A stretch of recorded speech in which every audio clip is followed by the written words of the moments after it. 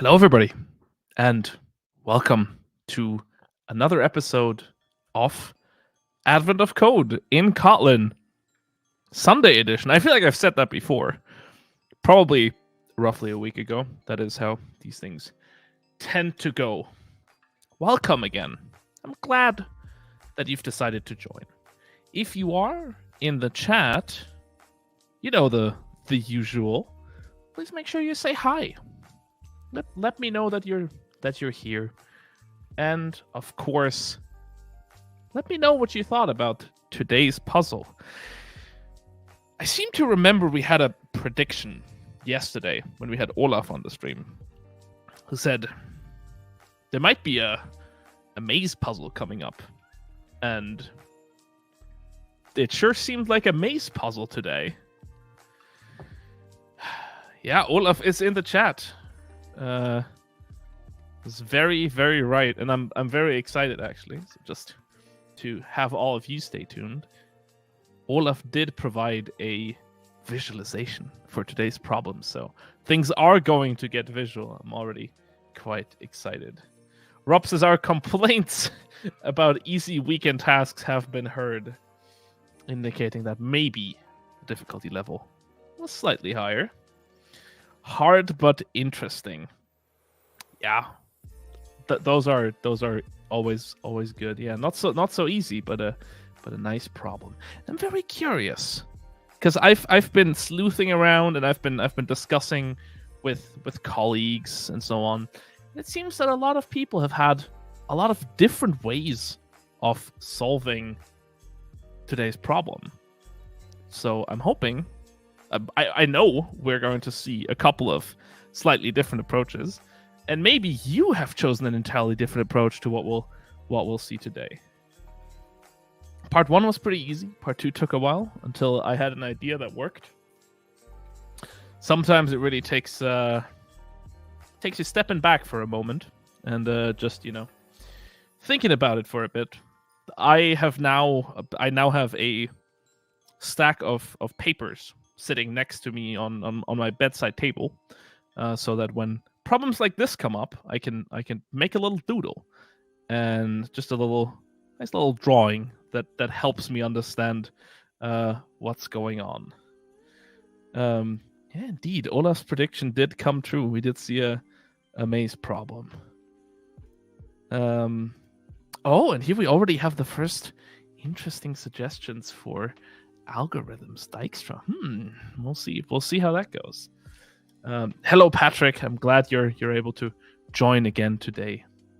Now, I was speaking of doing a couple of drawings, and I'm not sure if that's the segue I'm going with, but I feel like it is somewhat appropriate. So, just like on the previous days, we have a guest who brings their own perspective on the problem and on Kotlin. And today, that is none other than Dave Leeds. Hey, Dave, how are you? Hey, doing great. How are you doing? I am excellent. After today's problem, and after finishing a couple of tiny tweaks just before the stream, couldn't be better. Well, I'm excited to see what solution you came up with here. Yeah. So, for people who don't know you, do you want to briefly introduce yourself? Sure. So Dave Leeds is my name, and I've been a Kotlin developer, I guess, since early 2017, but I've been interested in it since whenever beta was. Was that 14, 15, 16, somewhere in there? I have no sense of time linearity ever since the big calamity. So yeah. Yeah. So anyway, so I first started looking into Kotlin back when it was in beta. Started using it professionally early 2017, and also that same year I ended up doing some writing about it as well online. So my website is typealias.com, and so if anybody's come across articles about Kotlin that include lots of cartoon characters and drawings, that's probably my work. Yeah, I do recall that I think you have an article on covariance and contravariance. And that's definitely one of the ones that has come up for me every once in a while. So yeah, as Dave said, the website is typealias.com. leaderboard.com. And I believe that you actually just recently also released a second edition of your book. So yeah, so the deal is I've been working on a series of articles that would take a developer from being pretty much new to Kotlin development and getting them to where they know at least all of the main things that they would need to know for a day-to-day basis working in the language. And that's been over a number of years. And I just finally got this assembled into a Leanpub edition. And so I've still got another, I've got 5 more chapters planned. So they're coming here over the next few months. I'm working on it pretty much at this point, almost full time to get the project done. And so it's out on Leanpub now for anybody who, is interested in having the PDF version of it or getting access to the draft articles. I'll have a draft article on sealed types coming up here this week as well. So few more months to wrap up this project. And so I'm looking forward to what that involves. Wow, very exciting. Yeah, I mean, we've been working together with a couple of colleagues of mine. We've been working on the second edition of Kotlin in Action for quite a while now. So I can very much relate to just how much work there is and there goes into writing a book. So again, congratulations on the on the Leanpub edition, and I suppose best of luck on everything that comes next. Yeah, sounds great. Thank you. Yeah. So it seems we do have a couple of first-time viewers in the chat who also ask, where can I find today's problem? And as with all of Advent of Code, you can find the problems on adventofcode.com. If you want to learn a little bit more about Advent of Code in Kotlin specifically, make sure you check out our blog post, which I would assume, it does also have the link to Advent of Code in here. So that's good. Actually, you know what? We're going to just briefly edit this post and make this a proper hyperlink. Now, since I can do that, there we go. And does that need an HTTPS? It probably does. Well, we'll make sure we do that, and we'll update that post live and on the fly. There we go. So now you can even click that link, hopefully. Great, wonderful. Yeah, there we go. Adventofcode.com, and that sends you exactly where you need to be. So just click on on the blog post link here. Great. And of course, if you haven't joined any of them yet, make sure that you do also take a look at our Advent of Code leaderboards. Most of them are already full, but there is still space on the 7th leaderboard. And by adding yourself to one of those, you get the chance to win a couple of cool Kotlin prizes that are specific to Advent of Code. Now, it doesn't mean that you have to be super fast. It's not too late. You don't have to get up early to solve all the problems right away. It's enough to just solve a couple of problems in Kotlin, and you can go from there. Just make sure you read the blog post thoroughly, and you're aware of the setup that you need to do in order so that we can actually find you. And of course, there's also other resources if you're joining for the first time. Wonderful, great. Well, with that out of the way, let's take a quick look here. Ivan says, today is pretty hard to solve, was the honest reaction. Daniel says, part 1 was easy, part 2, don't know how to do it. And I think as we'll dive into both parts, it will become clear why that difficulty exists, I guess. And Maya, our recurring viewer, also says, I'm a little stuck in a metal tunnel, running in circles, chasing a scurrying creature. Now, I wonder what that might be all about. So I think it's time for us to dive into day 10. And of course, we do that while wearing the hat. I do distinctly remember from last year that you also had a hat, Dave. I do. I can grab it if you want me to, but I figured I'd let you run with it this time. Sounds perfectly fine. I was just it was something that stuck into my memory because if you don't know, Dave is also a repeat guest on our Advent of Code series. So if you want to see more after today's episode, you can go back and look at the old recordings from the previous years. Okay. let's get into day 10, pipe maze. You use the hang glider to ride the hot air from Desert Island all the way up to the floating metal island. This island is surprisingly cold, and there definitely aren't any thermals to glide on, so you leave your hang glider behind. You wander around for a while, but you don't find any people or animals. However, you do occasionally find signposts labeled hot springs, pointing in a seemingly consistent direction. Maybe you can find someone at the hot springs and ask them where the desert machine parts are made. The landscape here is alien. Even the flowers and trees are made of metal. As you stop to admire some metal grass, you notice something metallic scurry away in your peripheral vision and jump into a big pipe. Didn't look like any animal you've ever seen. If you want a better look, you'll need to get ahead of it. Scanning the area, you discover that the entire field you're standing on is densely packed with pipes. It was hard to tell at first because they're the same metallic silver color as the ground. You make a quick sketch of all of the surface pipes you can see, your puzzle input. The pipes are arranged in a two-dimensional grid of tiles. The pipe character is a vertical pipe connecting north and south. The dash character is a horizontal pipe connecting east and west. L is a 90-degree bend connecting north and east. J is a 90-degree bend connecting north and west. 7 is a 90-degree bend connecting south and west. F is a 90-degree bend connecting south and east. Dot is ground. There's no pipe in this tile.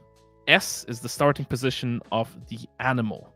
There is a pipe on this tile, but your sketch doesn't show what shape the pipe has. Based on the acoustics of the animal scurrying, you're confident the pipe that contains the animal is one large continuous loop. For example, here is a square loop of pipe. If the animal had entered this loop in the northwest corner, the sketch would instead look like this. So we have an S in the corner instead of an F, which acts as this corner piece. In the above diagram, the S tile is still a 90-degree F bend. You can tell because of how the adjacent pipes connect to it. Unfortunately, there are also many pipes that aren't connected to the loop. This sketch shows the same loop as above, but this time with a lot more noise. In the above diagram, you can still figure out which pipes form the main loop. They're the ones connected to S. Pipes those pipes connect to, pipes those pipes connect to, and so on. Every pipe in the main loop connects to its two neighbors, including S, which will have exactly two pipes connecting to it, and which is assumed to connect back to those two pipes. Here's a sketch that contains a slightly more complex main loop. Here's also the same example sketch with the extra non-main loop pipe tiles also shown. If you want to get out ahead of the animal, you should find the tile in the loop that is farthest from the starting position. Because the animal is in the pipe, it doesn't make sense to measure this by direct distance. Instead, you need to find the tile that would take the longest number of steps along the loop to reach from the starting point, regardless of which way around the loop the animal went.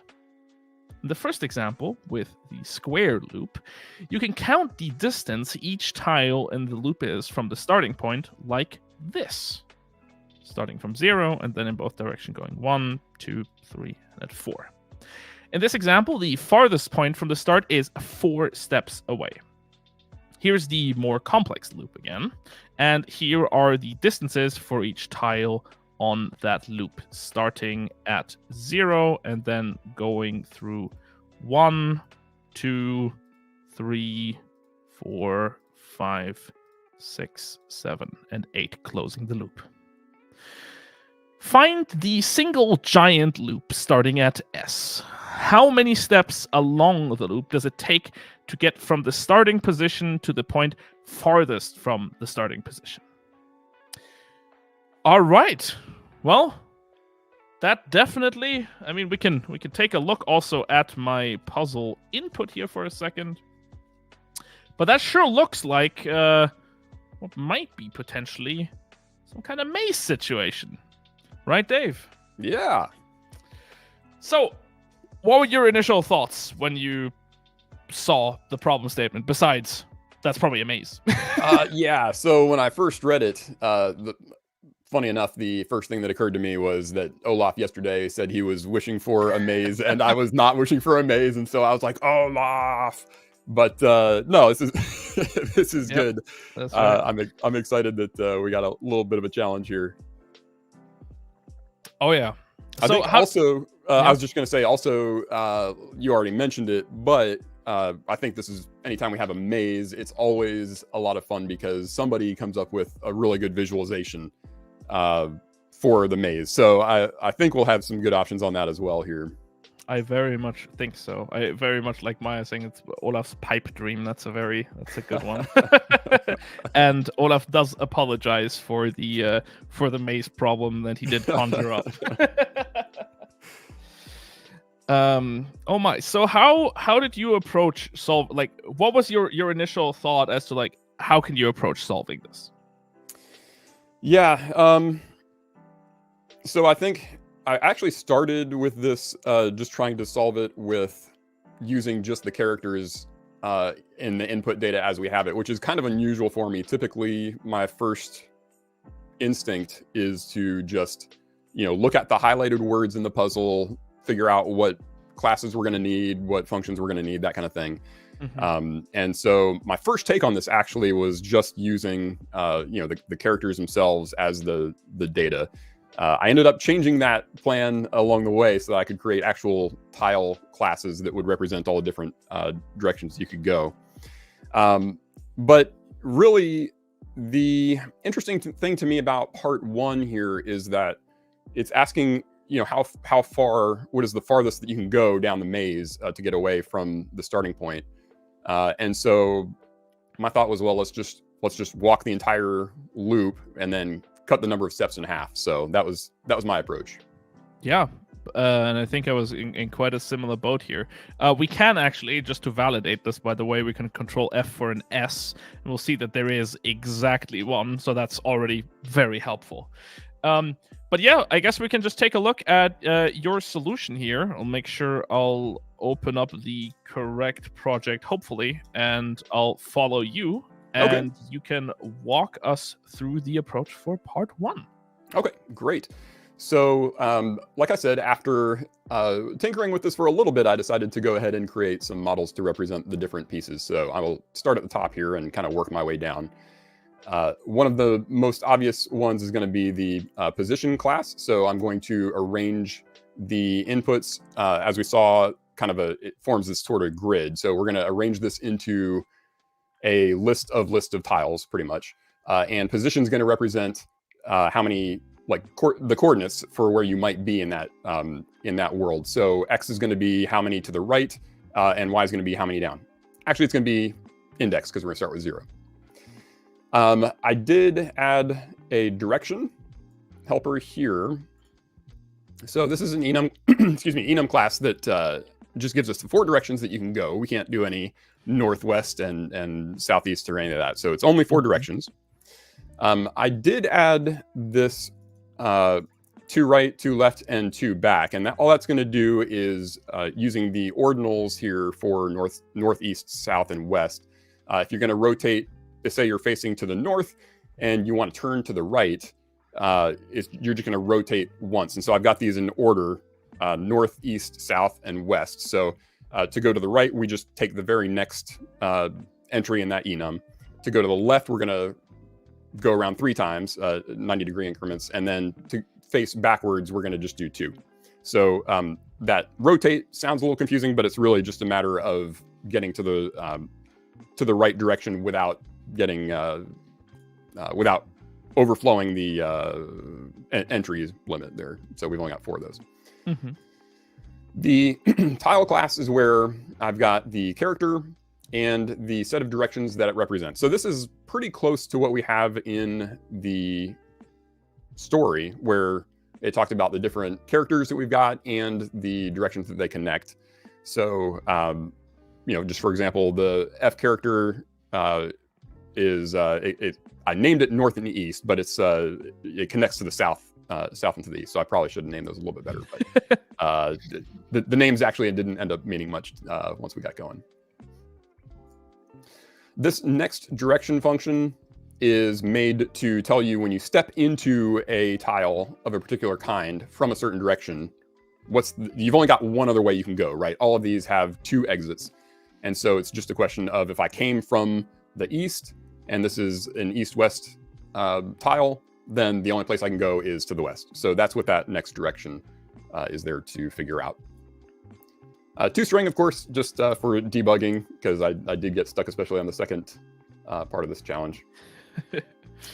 And then from character, this is really just, just going to pick out which of these tiles based on the character it's going to be parsed. Okay, we're almost there. The last model I've got here is what I just called the world. And like I said, we're mapping this out using a list of tiles. I'm sure we can find some libraries that probably handle grid operations a little bit for us, but I just kind of slapped this one together myself. Starting position is just going to be based on wherever we find the S character, like you were talking about. Mm-hmm. First step direction is one that is really just kind of like rotating around the starting position to see where we've got a connection. You could probably have done this a few different ways. You could have, checked to see where the connections are and then actually replace the start tile with the actual shape of that one. But we kind of have to figure out what it is because the input doesn't tell us directly. And then I've just got the next little section here is just got north, south, and east-west bounds. So I can just check to see if a position is in bounds. That'll be useful later. At is a very short name for a function, but it just gets you the tile that's at that location. And then this is actually the traversing the pipe loop is where we're actually getting into especially stuff for the first challenge, the first part. So I decided to create this as a sequence where it's pretty much just going to loop over every step of the way, find out what the next direction is. And for each one of those, we're gonna yield a position, a tile, and a direction. For the first, we don't even really need any of it except for the just the number of steps that it takes us to get all the way around. And then that's okay. And then is there a particular reason why you picked sequence here? Because I had duplicated it a few times in the while loop a few different times, and I wanted to kind of encapsulate it. And I didn't quite get as far with, especially on the second part of the challenge. I was thinking there might be a good way to keep that connected to the sequence here. But yeah, it's kind of neat. It's one of those cases where you've got this suspend actually, or it's called a suspend here, but you're able to just kind of yield the pieces as you go, which is kind of a neat way. It kind of connects a while loop to a more traditional like collection mindset. So yeah, it allows you to kind of constrain your like whatever, like usually you would like have a collection that you would like a mutable collection that you would kind of add your elements into over the loop, and now with the sequence builder you have the actual loop and mutability kind of constrained, and then what you just get back is whatever that collection is, which is actually quite smooth and quite elegant. I like that. Yeah, I think it worked out pretty well. And the very last thing is just the from, which is a parse operation. So we're just going to take the list of strings from the input and map it into this world object. From there, the part one is actually really simple because all we got to do is traverse that pipe loop. We don't even need to do anything with the position, tile, or direction on this one. We really just need to know how many steps it took to get around, and then I divide it by 2. So there was a lot of setup for this thing, but once we got to the part one function, it was actually pretty small. Huh. And then the actual math, you do that one where? The math for which part? For well, you said something about cutting a loop in half, I think. Oh, yeah, just right here. Okay. It was just off screen on my end here. Okay. Yeah. So it's just creating a world from that input, traversing the loop, counting it, and cutting it in half. That's it. That's a good move. Yeah. Yeah, and your original tile parsing logic, we'll just go briefly back to that one, was just grabbing that was your tiles. Oops, just stop following you for a second here. All good. Yeah, that was just kind of turning each of the tiles based on the character into one of your enum values that really are just, they really just associate the character with whatever directions it's associated with. Yeah. Which is nice. Yeah. And this works perfectly fine. I mean, this is a great solution. I really like this. It's very I think it's quite digestible, so to say. So now we could look at a little bit more chaotic solution, which is what I came up with. And I'll start you out with a hypothesis here, and that is that the input that we have, this is a smaller input, but in general, the input that we have barely looks like a maze.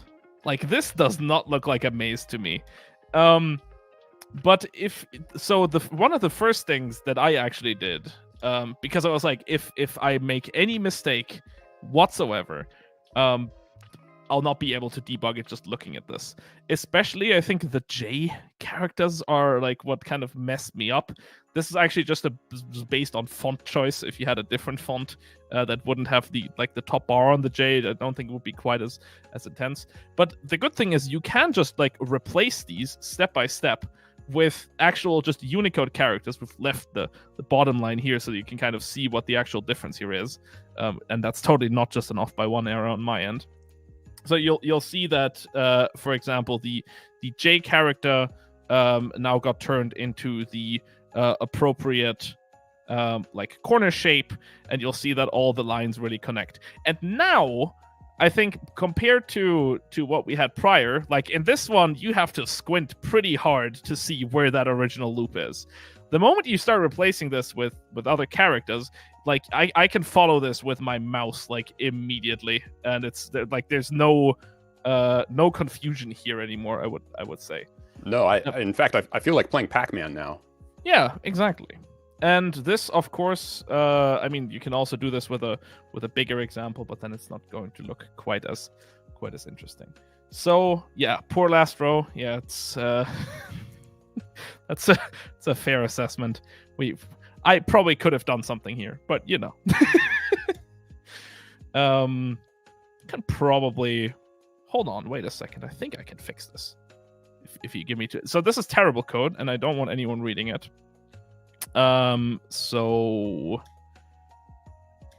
well, I could do a +1 here, I think, and then I probably need to do that on. No, it's probably enough to do it on this one. There we go. Right, yeah. Now it's completed. Wonderful. So now, okay, so now we also have the completionist side. Sebastian uses indices. It's easier tracking that yourself. Yeah, you see that I do use indices. It's just that I had... This is terrible code that I wrote about like 10 minutes before we went live.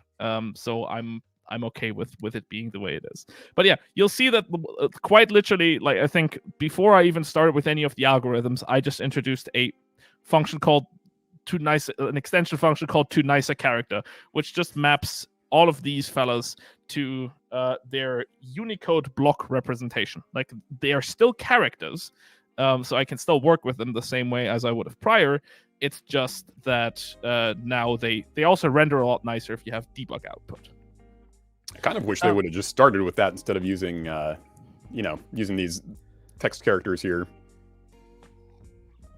Oh yeah, but I assume this is done for compatibility reasons. Maybe if you're solving advent of code in Excel, it's not going to handle those Unicode blocks too nicely or something like that. Okay, so first of all, yeah, I have decided that I would indeed just work on the original collection. So I just created a map wrapper function, but like the actual splitting is pretty easy. It's just breaking it apart into the individual characters, and also replacing them right here with their nicer characters, which of course means that my conditions and so on also use the correct representation. Or I will have to use it there. So my map just stores that list of characters. Nothing crazy here. To get the start coordinates, I'm not doing anything fancy. I'll just loop over all the coordinates until I find it. That works perfectly fine. And here, as you can see, I am using indices. So good thing here. I don't know why this function is still here. You're seeing the original draft. Just like you had an at function, I have a get at function. It does have a small difference, though. Mine returns a nullable value because I use this for bounce checks, essentially. And I didn't want to stack a bunch of get values every time I use them. So my approach is, if we just go back here for a second again, you'll see I get the start coordinates. And then from there, I'll call my function called getConnectedNodes. Actually, so this one I just used to see what's actually connected. As a fun little fact, we'll see in a second that as I walk the cycle, first of all, we see that there's a couple of parameters here, including a encountered so far list, which might suggest something to some people.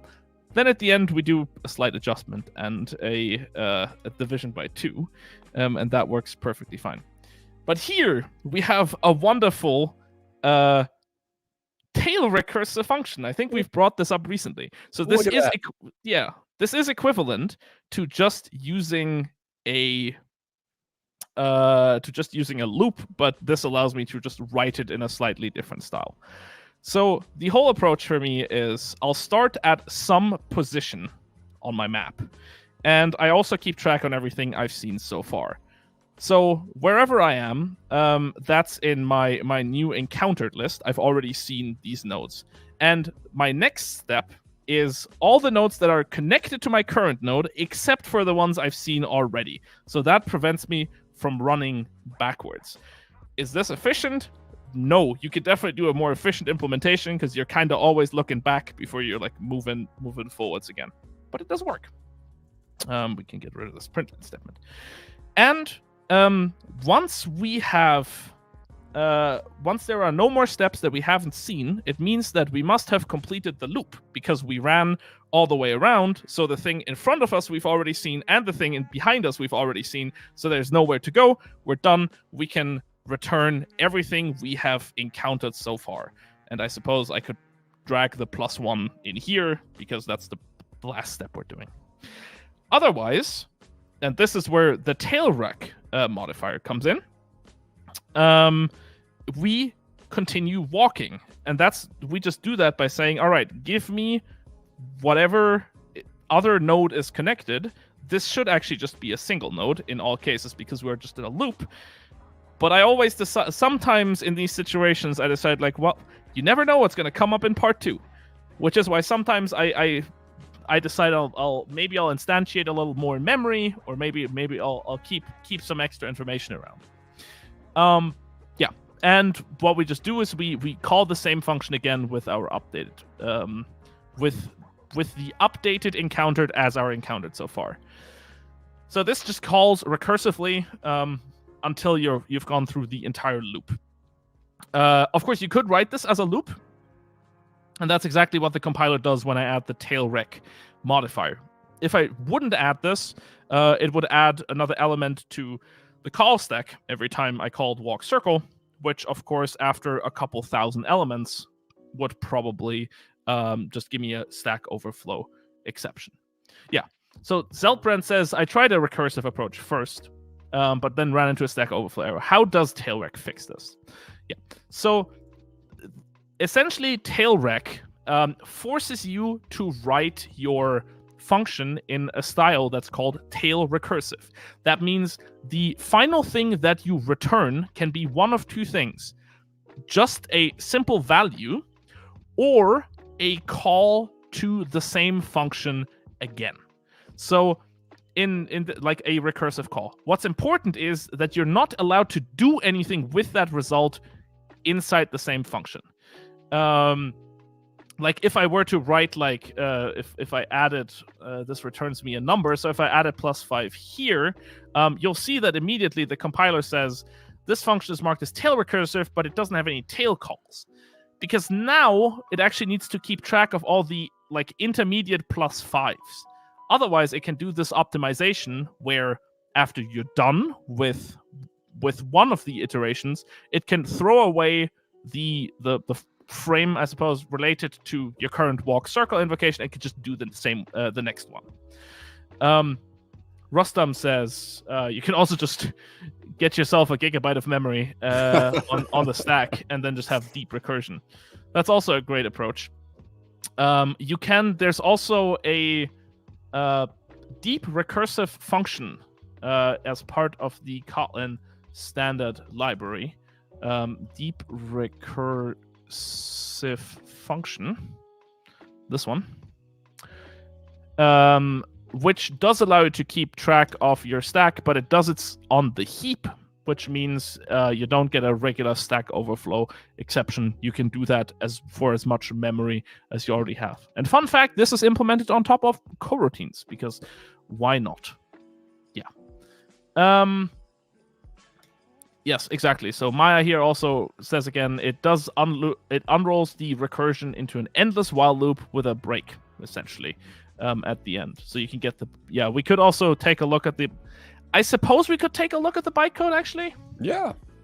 Let's see how that goes. We'll decompile this, I think, and then what was this called? I called this walk circle. We'll find the implementation. Yeah, and you'll literally see it turns it into a while true loop. That unfortunately not a little dense here, but if we... Can I edit these? Oh, unfortunately I can't. Okay. We're obviously ignoring the intrinsics checks, but you'll see that essentially it does the same logic, but instead of doing another function call, it just does this giant loop, and then at some point returns the final value. As soon as we don't have any... We'll have a look here, actually, if we can find the... I suppose that one doesn't have a break. Okay. I probably just does... Yeah, it just does a direct return here. Yeah. So that's how you exit that loop. But yeah. The short answer is it rewrites your recursion into a loop. Yeah. So... of course, the one part I've kind of glossed over a little bit is how I get those connected nodes. For me, that's a little bit of a verbose approach, but it works just fine. We grab ourselves all the coordinates that we have above, left, right, and down, or as other people would then probably call it, below. These are just the regular offsets. As we've heard, everyone loves plus and -1 offsets, and no one ever makes a mistake copy-pasting these. And then all I do is, all right, give me the list of everything that is connected to me. So that means if it's above, it can be any of those connectors, because, and actually if I switch over to my part 2 implementation, I have this also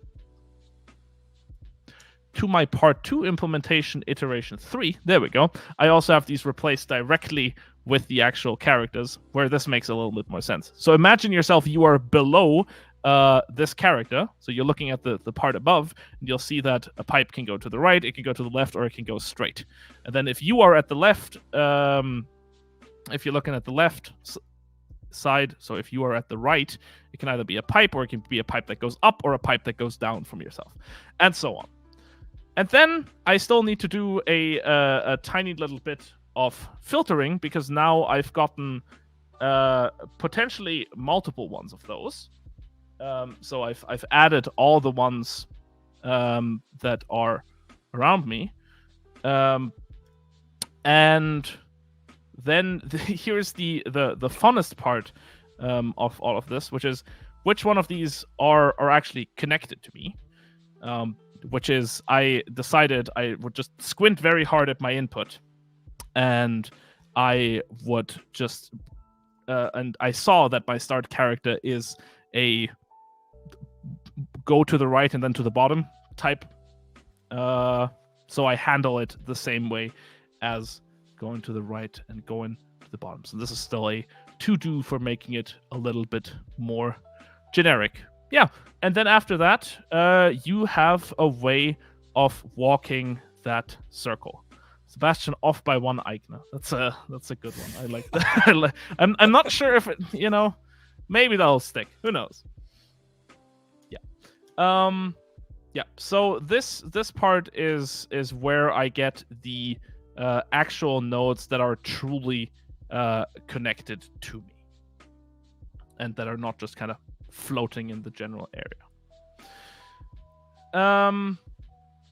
Yeah, great. And that's the same approach. It works the same way as yours. Otherwise, I did actually prepare a tiny visualization again. So this little thing that we built here beforehand, that we had, we can also first of all, we'll switch it out for the nicer visualization, and then we can let this run, and you'll see how it step by step looks at all its neighbors, determines which ones are actually connected, and then gradually builds the path over time.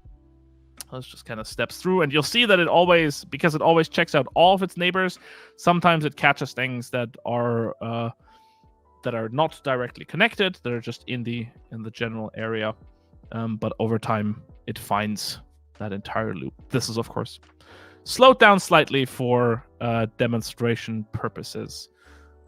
Let me actually check here, because I don't know, because I have about 16 different versions of this open right now. But if I do run this, I believe we also have the... Let's see if that starts. There we go.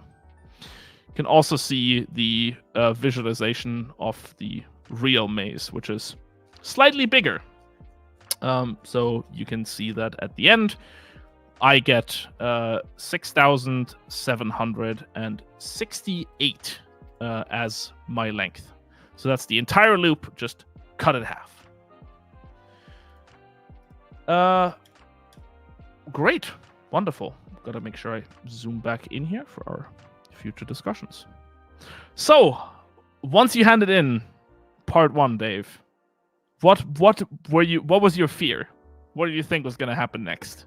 Well, I mean, you never know what the monkey wrench is going to be, and sometimes you try to anticipate it, and leave yourself open to a few different ways to pivot on it. I think with my initial solution, I didn't really make any assumptions about it. So when I got there, the first thing that I noticed was just that I was a little bit confused on what they meant by the inside and the outside, and so it took me a few times reading through the story to really figure out what part of it counts as inside and outside, and why certain pieces, even though they seem to be contained within the like the tiles are inside, they're not actually inside the loop. So that took a few times for me to figure that out. Okay, so let's take a look here and read part 2. Hat comes back on. There we go. And we'll see if we can figure out what it means to be inside or outside. Part 2. You quickly reach the farthest point of the loop, but the animal never emerges. Maybe its nest is within the area enclosed by the loop? You determine whether it's even worth taking the time to search for such a nest. So you should calculate how many tiles are contained within the loop. For example, in this scenario, the above loop encloses merely 4 tiles, the 2 pairs of dots, the southwest and southeast, marked as I below. The middle dot tiles, marked O below, are not in the loop. Here is the same loop again with these regions marked. In fact, there doesn't even need to be a full tile path to the outside for tiles to count as outside the loop. Squeezing between pipes is also allowed.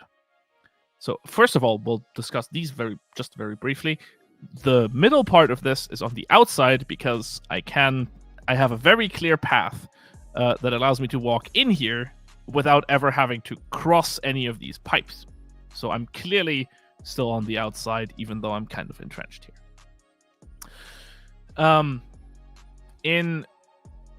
Exactly. So here, I is also still within the loop, and O is still outside the loop. So we can see that even this much slimmer passageway between the pipes is still enough for something to count as being on the outside. Yeah. In both examples, both of the above examples, 4 tiles are enclosed by the loop. Here's a larger examples, and the above sketch has many random bits of ground, some of which are in the loop, and some of which are outside of it. So here we'll see, for example, these bits are inside, and then these bits marked with O are on the outside. In this larger example, 8 tiles are enclosed by the loop. Any tile that isn't part of the main loop can count as being enclosed by the loop. Here's another example with many bits of junk pipe lying around that aren't connected to the main loop at all. Here are just the tiles that are enclosed by the loop marked with I. So you can see that even though those are Fs and Js in the input or pipes or dashes, they still count as being enclosed. So in this last example, 10 tiles are enclosed by the loop. Figure out whether you have time to search for the nest by calculating the area within the loop. How many tiles are enclosed by the loop? And I do like very much here that Max brings something up that we'll see in just a second, that the IntelliJ console also supports ANSI colors, so you can do maze coloring there as well. Huh, very interesting. Stay tuned on that one. Okay, so Dave, what were you thinking here? Well, it took a little while for me to just kind of figure out, like, once I figured out what they meant by inside and outside, I was trying to think of different approaches for how you might be able to determine what's inside and outside. So the Advent of Code challenge releases, my time, it releases like 11 p.m., which is normally right when I'm going to bed, right? So I solved part 1 last night, and I got to part 2, and I said, I'm going to bed. So I think I let my brain kind of mull it over a little bit while I was sleeping. And the approach I came up with is one where we can just kind of shoot little rays out as we're kind of walking along the maze. We can just kind of send out little probes and figure out if we connect to another part of the maze, or do we end up going off the world map out of bounds? Okay, interesting. So let's see how you implemented that. Let me just make sure I have your code open, and we're all yours again. Okay, great. So the first thing that you're going to notice looking at this is that part 1 is only 2 lines long, and part 2 is I lost count. There is a lot of duplication here, though, and I started working on trying to fold that in to some kind of abstraction, and I just said, well, for one, I don't want to risk it right before pull that off right before coming on here and talking about it in case I mess something up. But also, it does occur to me that it is kind of like a little bit clearer to see each thing that we're doing as we go. So it's actually, I think, a good way to explain it with it open like it is. So lots of code here. The first part on line 100 is just, again, creating the world from the input, which is the same thing that we saw last time. Loop positions. This time I'm doing I'm traversing that pipe loop, but this time, instead of just counting the number of steps that we took while we're traversing it, I've got the this map here that's going to map it to the position and then put that into a set. So in other words, we're going to walk around this pipe, and for every position that we're in, we're going to put that position into a set so that we know that we've been there. I also created a mutable set of position here for right side and left side positions, so I'll get to that in just a moment. And I start traversing the loop again. So we've already traversed it once, as we saw right here. And I'm going to do the same thing again. This time, instead of like using that traverse pipe loop, I'm pretty much just have it exploded here. So it's still in its while loop form out here.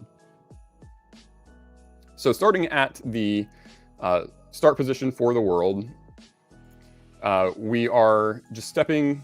Again, each time we get to a tile, we see what is the very next thing, where's the very next direction I can go. There's only one direction I can go that I haven't been, so I go that direction.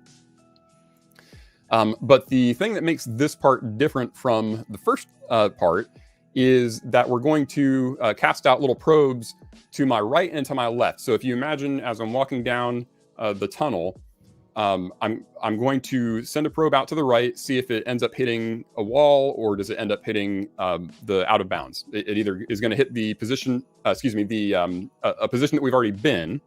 So in other words, we, let's see, we reshape things a little bit here. Oh yeah, loop positions. So that's the, those are all the positions of the loop. As we're walking the loop again, I'm going to set out a little probe to the right and to the left and see what of those positions we end up running into. If we run into a position, then we know that everything between there is inside the loop. If we end up hitting the empty wall, the bounds of the world, then that we know that's going to be outside of the loop. This my assumption was that this was going to work with just shooting one to the right and one to the left. I do want to clarify, actually, before we move on, the when I say right and left here, I don't mean east and west. What I mean is the direction that you're facing.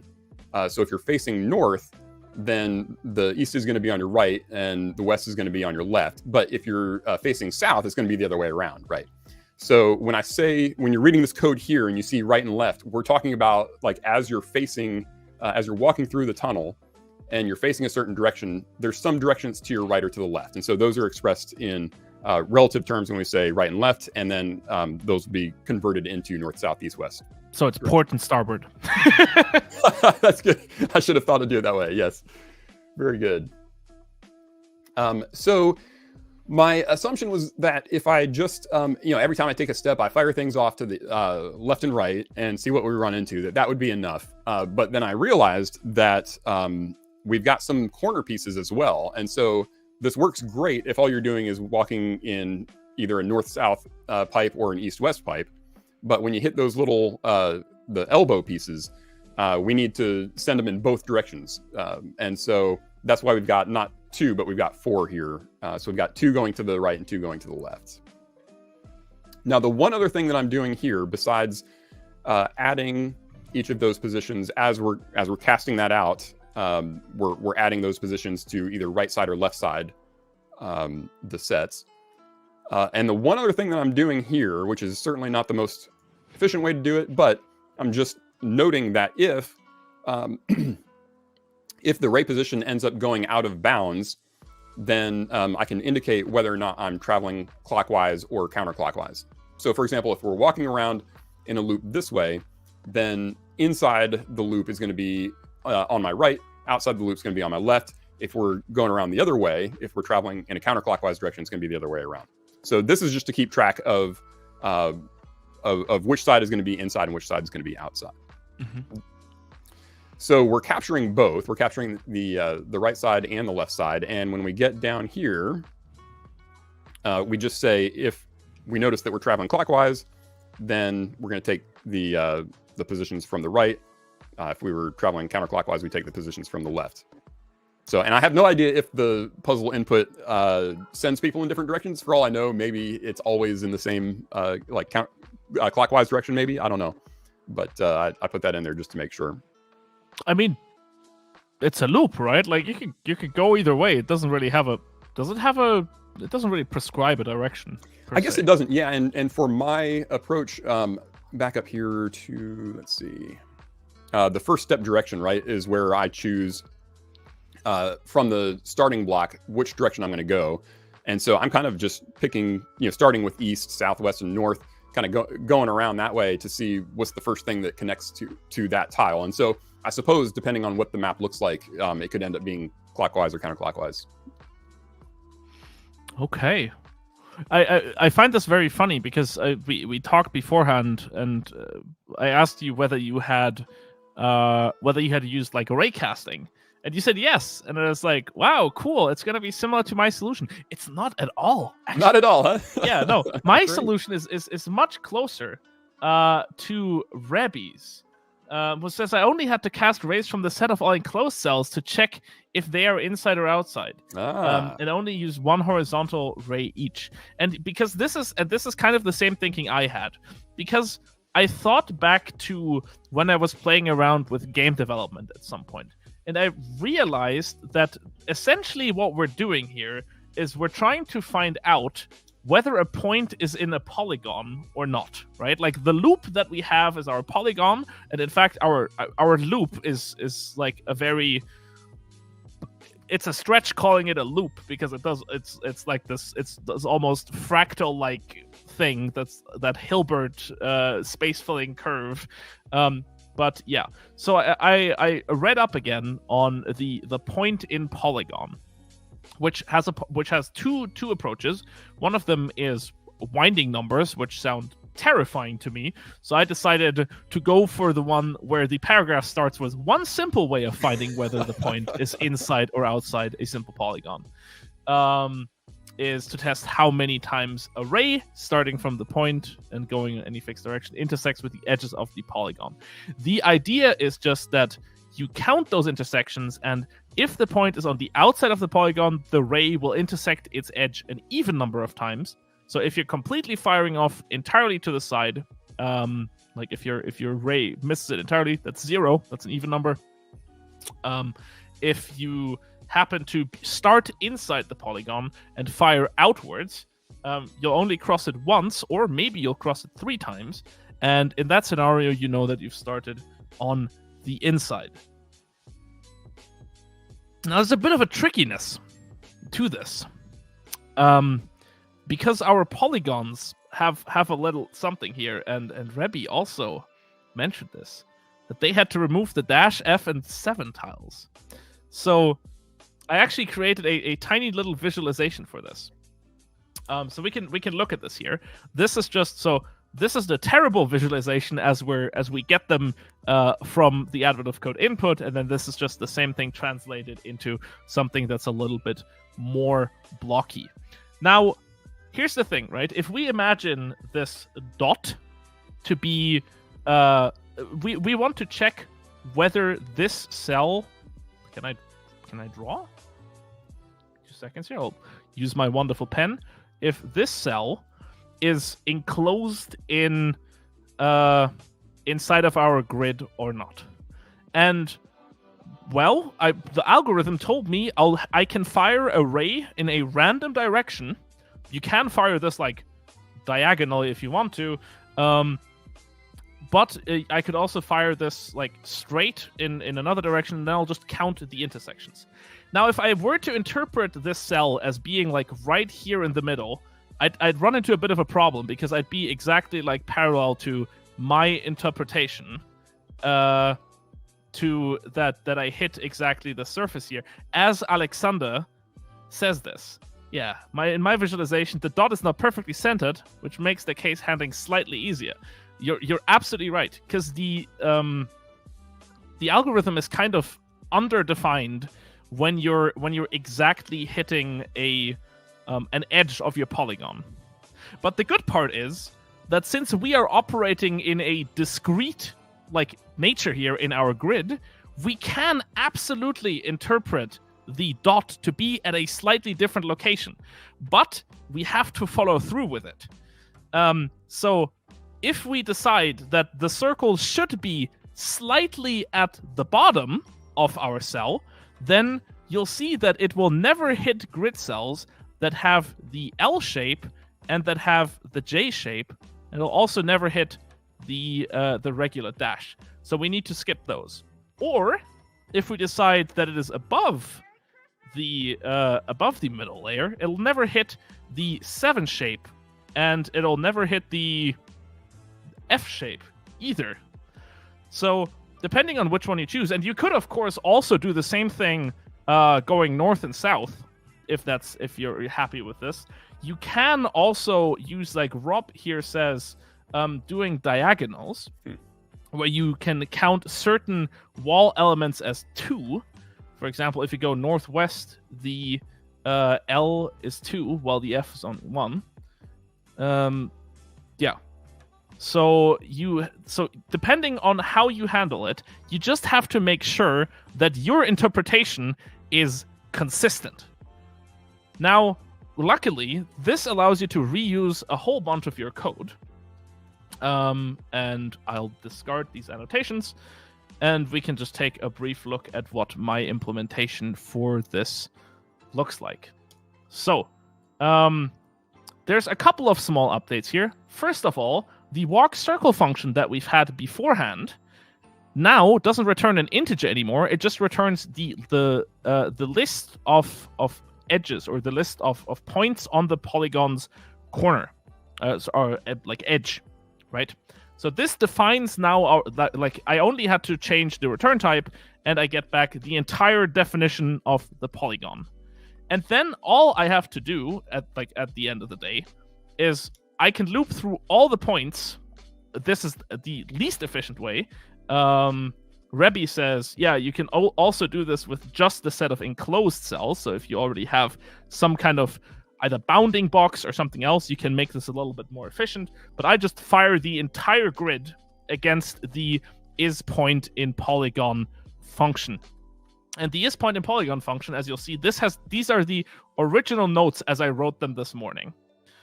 This part is just the part from Wikipedia. And you'll see here that all I do is, okay, well, we start counting intersects. So we start counting at 0. I've decided that I'll shoot my rays to the right. So I'll just fire my rays with an ever-increasing offset in the x direction. If I hit the edge, because that's what getAt gives me, I'll just break. I know I'll be done. And then otherwise, I'll just see if the lookup coordinate is part of the polygon's edge. So this is essentially, and of course, that's the interpretation I was talking about. We treat the point as like being below this line. And we'll go step by step. We'll ignore the ones that are in this set that I've decided to have consistent for my interpretation. And as we cross the as we cross our polygon over and over again, that's the essential part of saying my coordinate is part of the polygon's edge. That's a crossing. Then we'll increase the number of intersects. Once we've done that and we've fired the ray all the way out of our map, what we can do is we can just return whether we've had an odd number of crossings. Yeah. So this is again this is the zoomed solution again. Like if you interpret it as being below the middle line here, it'll pass under like the little Tetris pieces here, so to say. And with that, you get the following result. I can run this one again as well. I did visualize this, and now here come the ANSI colors as well. We'll zoom out slightly, and you'll see that while there's a large island of pieces in the middle, there's also a couple of other pieces that based on this raycast. So for each of those, a single ray was cast all the way to the right. For all of these, I determined that this is correct, or that these are outside. Sorry, these are enclosed. It's getting confusing here, but yeah, such a cool solution. Yeah, I have to say I was a little bit proud of this, like figuring that part out, because it does need you to do this weird like slight interpretation. And I will also say this was a serendipitous leftover. from the original interpretation, because like Alexander is actually entirely correct. I replace, and there's no dot under this anymore. But I quite literally, if you look at my toNice character function, if we go back to that one just briefly, you'll see that it doesn't change. It doesn't change the dot to anything else. So actually, in my debug visualization, it already happened to be lower than this kind of limit, these angle brackets, which gave me this idea of like, well, if I were to just assume it's an infinitesimally small point, and I shoot the ray from there, what would it actually hit? So that's kind of that interpretation that we had there. Rebby says it would be nice if we can discuss the Green's theorem approach, aka calculating the area. That would be cool, but I don't think we have that one prepared. If you do have a nice explanation of this or a solution that uses it, I do very much encourage you to come to the Advent of Code Slack channel on the Kotlin Lang Slack. That would be, and if you want to share it there, other people can discuss it, take a look at it. I think it would be quite awesome. Yeah, and again, I feel like looking at these, it was probably a good idea replacing these with the pipe characters. Otherwise, this would have ended up quite the mess. I have to say, though, Dave, I really like the way that you. It's something that just didn't occur to me this morning. The fact that you can just shoot multiple rays, rather than just firing a single one, and the fact that this also works with the curve being very like folded in on itself, right? The fact that still works is honestly quite amazing to me. Is this something? What inspired that solution actually initially? Yeah, that really was just me trying to fall asleep last night and kind of mulling the problem over. And I was like, what would I do if I were like walking down this maze? And I think I just kind of envisioned myself kind of thinking about what was on the right and the left of me, and kind of what would count as being on inside or outside. And the piece I wasn't sure about was how easy it was going to be to find whether I'm going in a clockwise or counterclockwise direction, but that ended up not being too hard. So yeah, this is not something that I'd, I haven't seen similar solutions for it or anything. It's just kind of what ended up occurring to me. So I have no idea how efficient it is compared to the approach that you've got here. I will have to, I'll say this as a big disclaimer. My solution, I'm not sure if it's particularly, the implementation I have certainly is not particularly efficient. Looking at it, the set of enclosed of enclosed pieces, I'm not sure if that would be a big optimization. I suppose there's no point in checking any of the pieces that are already part of the loop. You can definitely make that kind of optimization. I think if you were to carefully work, you could probably also just for each line keep track of essentially just doing one big raycast with like alternating beginning points and keep track of that. So kind of doing everything in one swoop rather than always starting from a single location, firing all the way to the back, going back and doing the whole thing again and again for each step. But fortunately, that wasn't required here. The other solution, when shooting your ray, you could keep track of all insides. That is one approach. The other solution that has come up a couple of times when I was discussing this with other people was zooming the maze. So rather than having to work with all these pesky corner pieces everywhere, if you just kind of turn every corner piece into 3 block pieces, then you can use your probably more typical maze algorithms, because then you don't have these weird like spaces just like right between 2 pipes. Because right now those are just 2 characters. Afterwards it would just be a block, a space, and another block.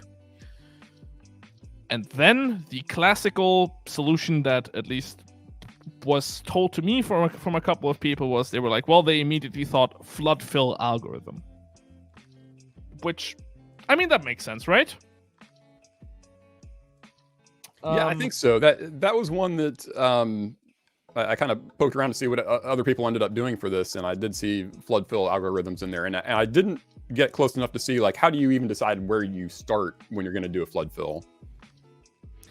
Yeah, that's actually. Or do you just start on the outside, find the first thing that has no connection?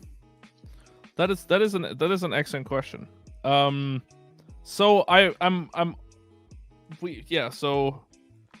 Peter says that flood fill is easy with a 2x2 room. Okay. Alexander says, but you guys know another solution, right? Well, I suppose we'll, if you want to enlighten us, I've heard of one of the solutions that uses Stokes' theorem, I think. I unfortunately do not have an implementation of that one. If you want to take a look at that, I think there is a solution in the Kotlin Slack that makes use of that. Alexander says they used Pick's theorem. Suppose we can pull that one up real quick. Provides a formula for the area of a simple polygon with integer vertex coordinates in terms of the number of integer points within it and on its boundary. Oh my! Well, this would have been useful to know. The answer is expressible through the area and the perimeter. Wow. Okay. That is very impressive. I have to say, there is a certain magic to the advent of code puzzles, where they do enable you to write anything from a brute force solution to something that makes you think you're clever, to then something to then someone in YouTube chat telling you, oh, the whole thing is can be expressed as a mathematical formula with like 2 variables and you're done. Thank you so much for sharing that, Alexander. I really do appreciate it. And I've learned something new. I will admit, as someone who does not have a big background in competitive programming, or maybe also just not geometric programming, I'm not sure, I had not encountered Pick's theorem before. I guess this one's going in the bookmarks bar. Yeah, this is the first I've heard of it, so I'm looking forward to reading a little more. And somebody else mentioned Dijkstra. Is there an approach there that? Dijkstra's my friend. Yeah. Yeah, I mean, that one's quite for part 1. I think there's a pretty clear thing here, right? Because we are, I guess, searching just for a path, and if we're doing paths, Dijkstra probably works. Yeah, exactly. That is for part 1. Okay. Damir says, I just imagined the pipeline and I realized I could do it from the area. Okay. Very cool. And then Jonathan says they solved part 2 by zooming in. That seems like a reasonable approach. Again, this was nice. This was a really cool idea as well. I really like solutions that reframe just the inputs in like one weird way, and then it's like, well, now it's different. But I also like solutions where it's like, oh, the area is just this. It's just this tiny formula, and you don't need to do any of that. Awesome stuff. Yeah. And yeah, again, Alexander, I very much do appreciate you sharing that one. Peter says, I think that your parity tracing, going line by line, 2 rays per line, and checking both top-bottom parity would be just O n times m. Okay. All right. I mean, we take that for our solution. We take that. So since we have now managed to get through both of these solutions, I have on my second screen over here a visualization brought to us by none other than Olaf, our wonderful guest from yesterday, and resident visualization maker, I suppose. So we can kind of take a look at that one. I believe maybe Olaf, you can just mention this again in chat, but I believe you solved this one also by zooming in. And of course, Olaf is doing this using his custom little graphics engine or graphics library that he ported over. Of course, yeah. This is him predicting the maze coming up today is a very good fit here. So the first part, he solves by. I find this one very interesting because he goes in two directions at once. So I'm assuming this is like a breadth first search, depending on what your implementation exactly looks like. Then you flood the area from the outside, and then you reduce the inside to individual tiles. That's very pretty. So yeah, Olaf says yes. Every tile gets turned into a 3x3 block. Then the flood fill from the outside happens. So that leaves all points minus the pipe loop minus the outside. Yeah, and that was a breadth first search. And that's how it results in the end. So we can take another look at this. This is the BFS part. And I have to say, there's something very satisfying about problems or just code working with mazes. It's just always a delight to watch. The flood fill especially. That is really cool, yeah. I'm curious to know, Olaf, maybe you can mention in chat, but was the visualization something that you did like well after you solved the problem, or like I would have loved to have had that while I was debugging my solution, you know? That kind of visualization would be great. I think he did mention in our when we were chatting that usually he also does the visualizations afterwards. Afterward, okay, yeah. Yes, well after. Yeah. Well after, okay.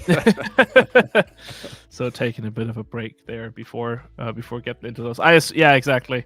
Sunday treated at lunch. Yeah, it sounds like something that you would probably do after you've had your first coffee.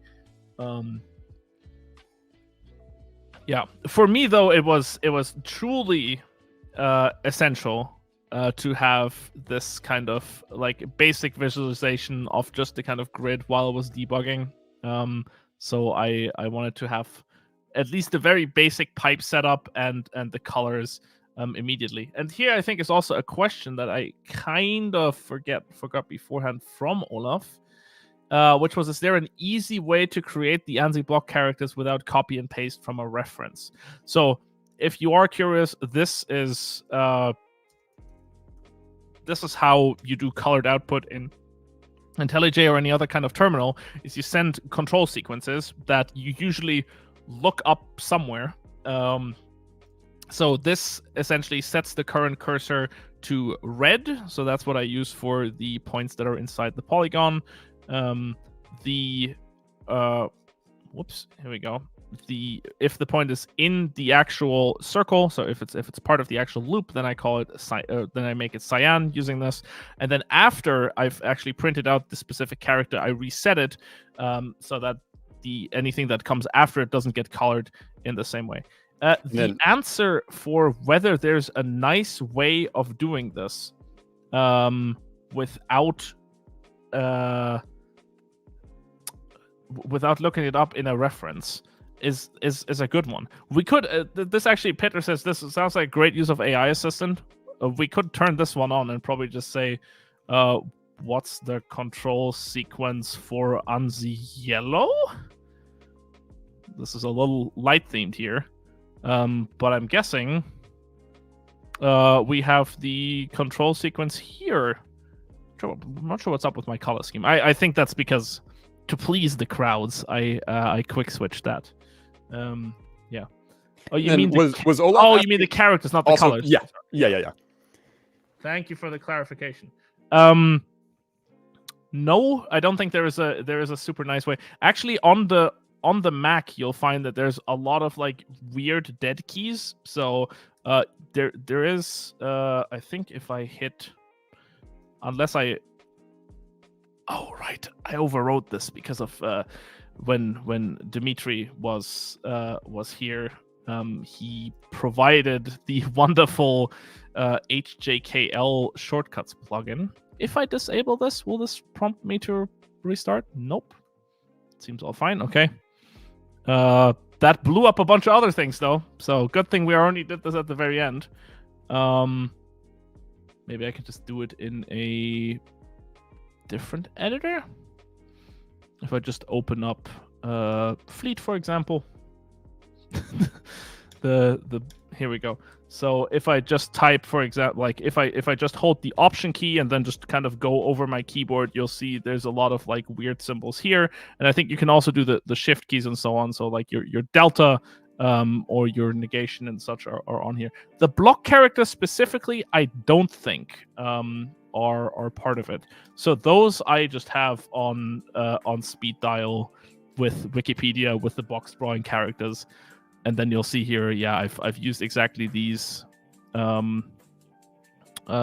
thick versions of each of them, and they also have the actual block elements and so on. So yeah, that's. I wish there was a nicer way. Maybe there's a cool. That might be a cool idea for a compose for desktop app that could just like live in your tray, just like Toolbox. Just call it, I don't know, box.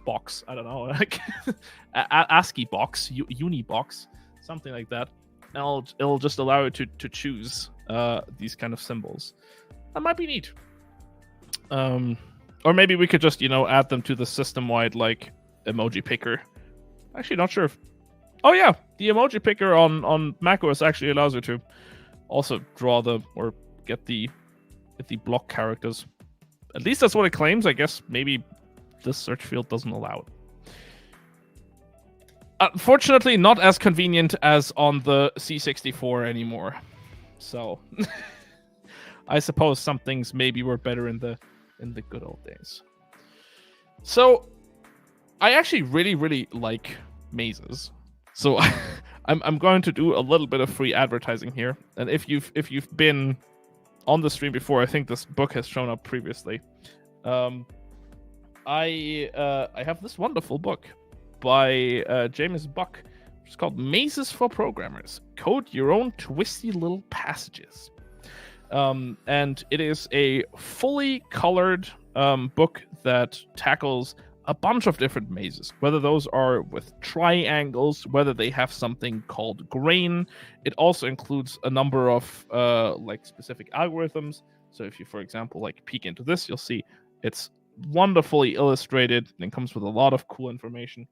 So if you are interested in doing a little bit more mazes, not necessarily as puzzles, but just generating them, that book might be for you. It might be interesting.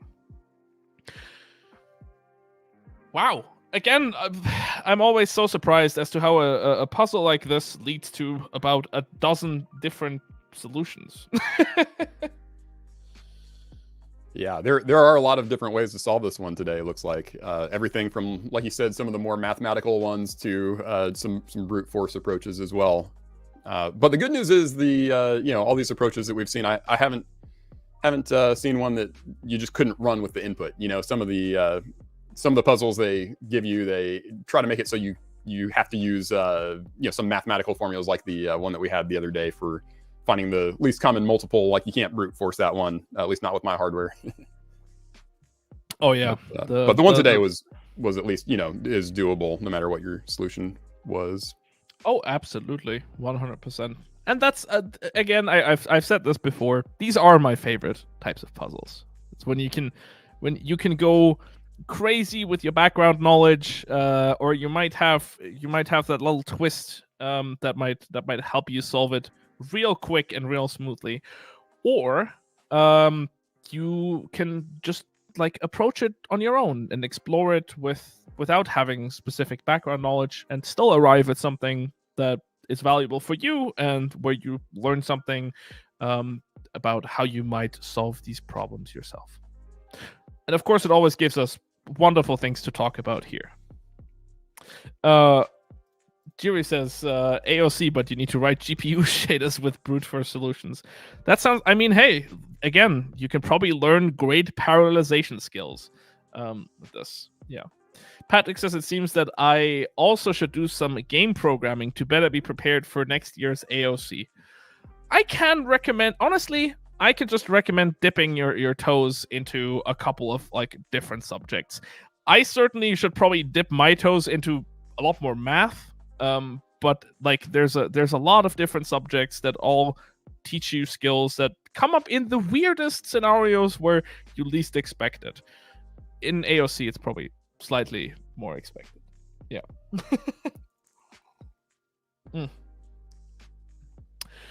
Wonderful. Great. Then I think that's pretty much it, right, Dave? Yeah, that sounds good to me. I had a lot of fun going through the different solutions here and learning about a few other mathematical approaches to it too. Yeah. So thank you so much, Dave, for coming on. It was a real delight. Yeah, glad to be here. Thank you. So I hope that all of you, of course, also enjoyed our session today. If you haven't yet, it is once again time for me to shout out our Advent of Code blog post, because while this has already been going on for 10 days, so you probably know the drill, it's important to remember, not only do we have these 12 live streams where new guests come on every day and provide their own unique perspective on both Kotlin and the puzzles, we also have a lovely community surrounding all of this on our Kotlin Lang Slack, where wonderful people will post solutions that are maybe shorter than yours, maybe longer than yours, who knows? But everyone gets to learn something. You can hang out and you can improve your Kotlin. We also still have the leaderboards that you can enter. The first 6 are already full, so you can go for the 7th one. If you haven't done that yet, make sure you go to leaderboards, then you go to your private leaderboard and add this. If you already joined another leaderboard, though, please don't join multiple ones. Otherwise, they'll fill up too quickly. And we're merging all of these at the very end anyway. You don't have to be fast. As long as you solve a couple of problems, we will make sure that you have the chance to win some prizes. All you got to do is ensure that you fulfill the couple of small criteria that we have for the prizes. And once you've done that, you're pretty much good to go. We also have a number of interesting resources and templates, including previous year's solutions. We have a couple of previous blog posts, and we even have a plugin-based algorithmic challenges in Kotlin course. So if you want to check that out, go right ahead. And of course, if you want to see more of Dave, there are the previous year's recordings of these live streams as well. So maybe go and find that one if you haven't had enough. Great. Well, with that, I think it's time for us to sign off, because the next challenge unlocks in like what, couple hours almost at this point. So thank you again. Thanks to you, Dave, for choosing to spend your Sunday with all of us. Of course, yeah. Thank you. And thanks to everyone who decided to tune in today and also spend their Sunday together with us, puzzling, learning something new, and hopefully just having a good and cozy time. Well, with that, we're signing off. I hope to see you again tomorrow and for the coming days, because we do have more guests. So, something to look forward to. See you then. Take care, everybody. Bye-bye.